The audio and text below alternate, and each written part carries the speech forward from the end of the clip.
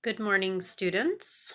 This is the lecture for the 18th of March, Wednesday, and I'm going to post two lectures. This is the first one, and it's about how to summarize a reading. Okay, now summary is a very, very important skill that you need to know in general, especially in higher ESL classes, but also for other classes, you will always have to summarize. The reason why I am teaching you summary now is because we do need to continue with our reading book. This one here, oops, wrong one, that's writing. Looks like that, but it has books on it. Okay, we got to continue with this book. And I don't want you to have to type in all the exercises. So I thought instead we would learn how to summarize. Okay. So in Blackboard, let me see if I can find it. I did put in week 1 in Blackboard a Word document about summarizing that I wrote for you. I printed mine out and it looks like this at the top. It says summarizing. So if you pull that onto your computer or if you have a chance to print it, that would be a good idea. So the first thing we need to know is, what does summary mean? All right. So basically a summary, when you're reading a long passage, is a very short snippet, a very short message about what the passage is about. Okay, so it could be, you could be reading a text from our book here. You can use a summary if you're listening to a long speech or a lecture. You can use a summary to talk about a show. Okay, so for example, if you watched your favorite series on Netflix last night, I don't know what it is, but if you watched your favorite series on Netflix and your friend came to you the next day and asked you, "Oh, how is that show last night?" and you wouldn't say every single detail about the show. You wouldn't say, "Oh, this happened, then this happened, then this happened, then this happened, then this happened," because that would be boring.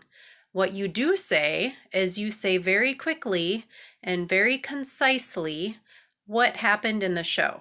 Okay, you mention the most interesting parts of the show, and you also mention what would be most interesting for your friend that you're explaining it to.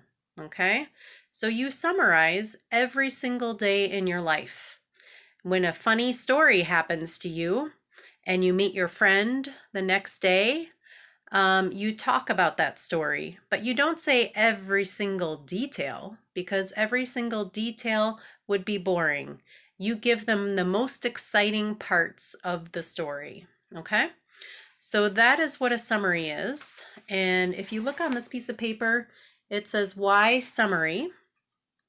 Well, it's important in this society, in American society, but it's also important for your future job. Okay, if you're going to be a business person, you need to summarize quickly what your client wants to hear, the important things, the exciting things that your client wants to hear. A doctor, if you want to be a doctor, you don't tell your patient about every single problem with an illness that they have or a sickness. You want to tell them really quickly what it is and create words that they can relate to, that they understand. If you talk to somebody like a doctor with every detail, they won't understand. You need to make it short, okay? Now there's also on this piece of paper, it says how to summarize. That's right here, how to summarize. Basically what you do is figure out, look at the passage that you're summarizing, look at the reading, and you figure out what the main ideas are, and you leave out details and examples. Now, I've been teaching you how to put in more details and more examples because your essays have been too basic. But when you're summarizing, you want to just do the basic things, okay?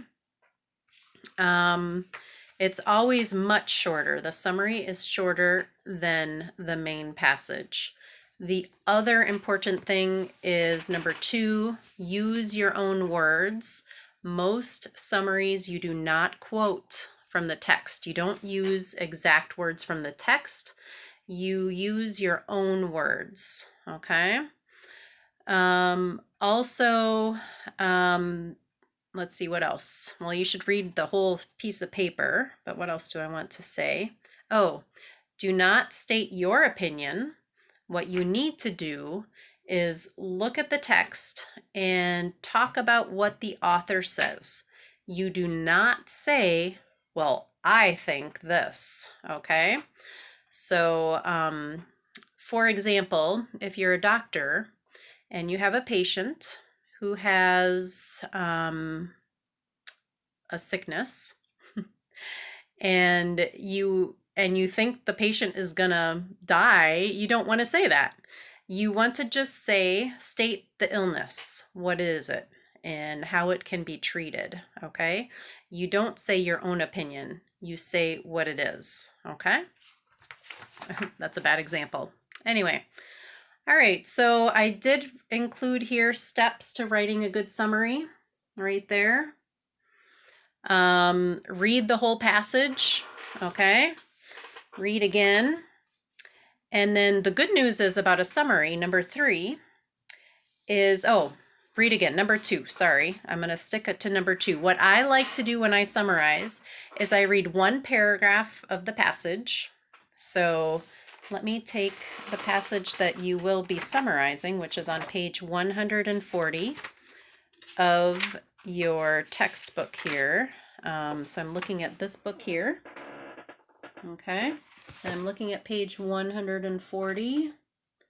That looks like that. I can't really do this very well. Okay. All right, so what I would do is there are 9 paragraphs in this text. I would read each paragraph, and then on the margin, so here's the paragraph. The margin is like right here, on the side here, where my finger is pointing. I would write 1 or 2 words just to summarize the main idea. You don't want to write a whole sentence. You do not want to quote from the text. You want to write a whole, just your 2 words or 3 words of the main idea of that paragraph. And then you go on to the next paragraph, paragraph 2, and then in the side here, you write 2 or 3 words of what you think that paragraph is about, okay? So that's the first, that's number 2 under steps to writing a good summary. Number 3, the good news about summaries is the first sentence in your summary you already know, okay? You can use this exact template. The article, blah, blah, blah. Okay, you can see here. I don't know if you could see this, but you know what, because you have the paper. Written by blah, blah, blah is about blah, blah, blah. Okay, so if we go to page 140 in our books, I accidentally closed my book. 1 minute.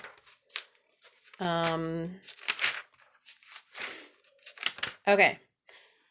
So here we have the title. So the article, Flip-Flops and Facebook Breaks, Millennials Enter the Workplace, written by Rena Nadler, is about, and here we need to find the main idea of the passage, okay? This is the thesis statement of the passage, okay? So you have the first part of the first sentence there, okay? All right, I won't tell you because I want to see if you can find it yourself, okay? All right, so after that, how I would do is look at the margins, where I said to write the main ideas here, and I wouldn't read the text again.